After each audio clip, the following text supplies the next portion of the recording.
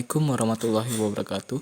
Sebelum memulai video, pertama-tama saya ucapkan terima kasih kepada dosen pengampu mata kuliah Psikolinguistik, yaitu Prof. Hasna Faizah, yang telah membimbing perkuliahan psikolinguistik ini selama ini. Dan saya juga mengucapkan terima kasih kepada teman-teman semua yang telah menonton video saya. Saya harap video ini bisa bermanfaat dan berfaedah bagi kita semua. Terima kasih.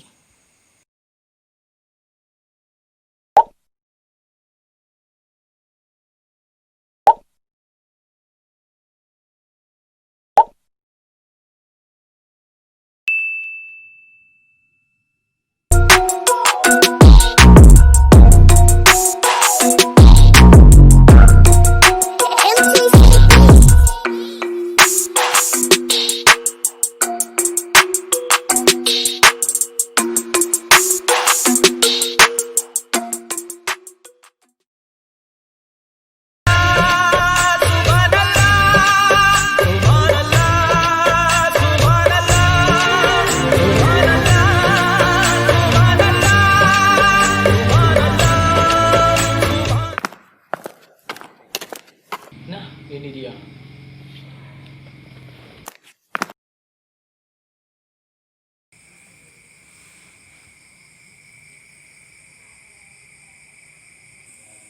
Alasanku mengumpulkan kalian di sini karena ada beberapa hal yang sangat penting untuk kita bahas.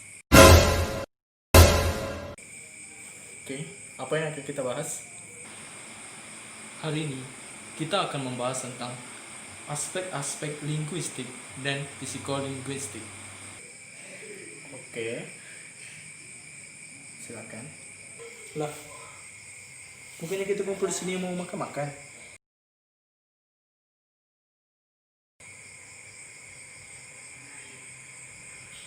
Lanjut.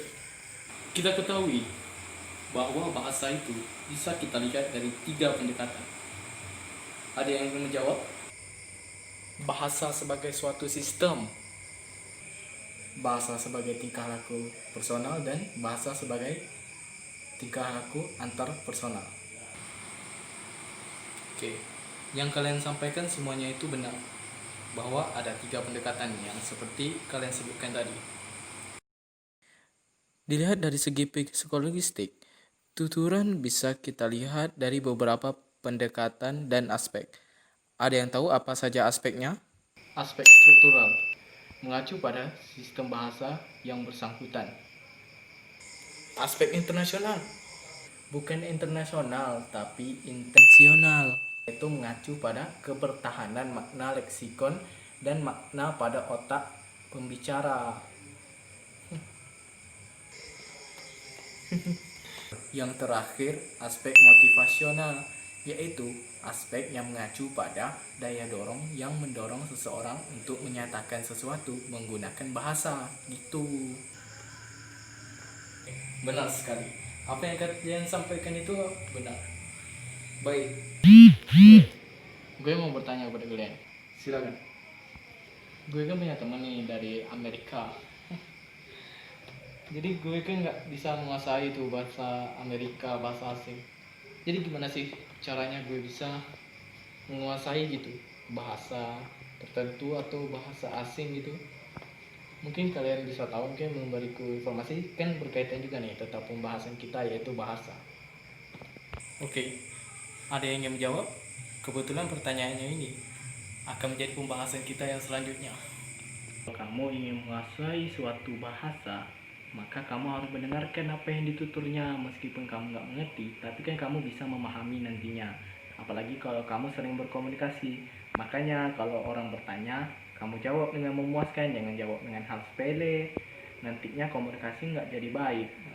Jadi jawab dengan yang memuaskan, maka komunikasi antara 2 orang akan menjadi baik. Itulah yang disebut dengan antar personal. Ngerti kan? Oh. Kesimpulannya, jika kamu ingin menguasai bahasa tertentu atau bahasa asing, maka kamu harus mendengarkan apa yang dituturkannya. Jadi kamu bisa mengerti apa yang dia sampaikan. Oke. Oh, begitu. Oke.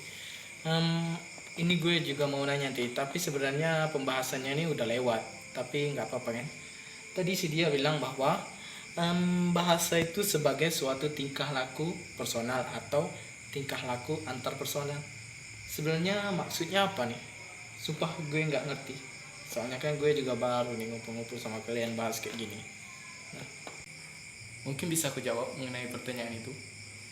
Kita ketahui bahwa bahasa itu tidak statis, namun bahasa itu bersifat dinamis. Maksudnya adalah bahasa itu akan berkembang sesuai dengan perkembangan penutur bahasanya. Mau nambah ini. Oleh sebab itu kita bisa melihat bahasa dari tingkah laku personal, dan juga kita juga bisa melihat dari interaksi atau tingkah laku antar personal. Oke, gue jadi mengerti nih untuk pertanyaan gue tadi.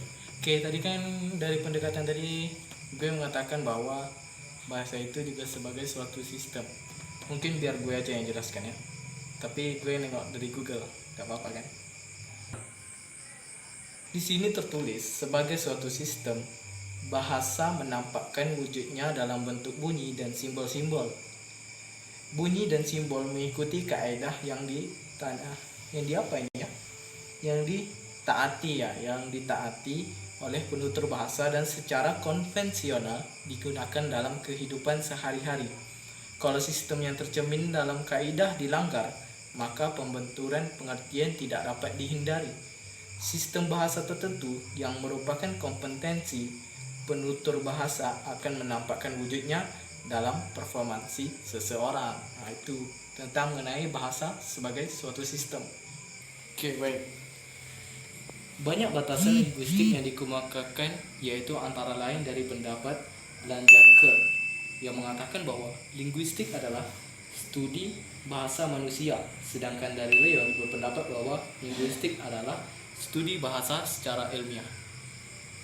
Bisakah kalian kesimpulkan antara kedua pendapat itu? Kesimpulannya adalah bahasa dan bahasa yang dimaksudkan adalah bahasa manusia. Itu penjelasannya. Kalau kesimpulannya ya.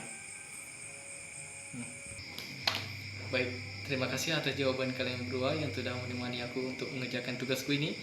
Akhirnya tugasku ini selesai juga dan jawabannya pun sudah terjawab. Terima kasih ya. Silakan pulang. Dah. Mau kemana? Aku mau pergi makan. Ikut.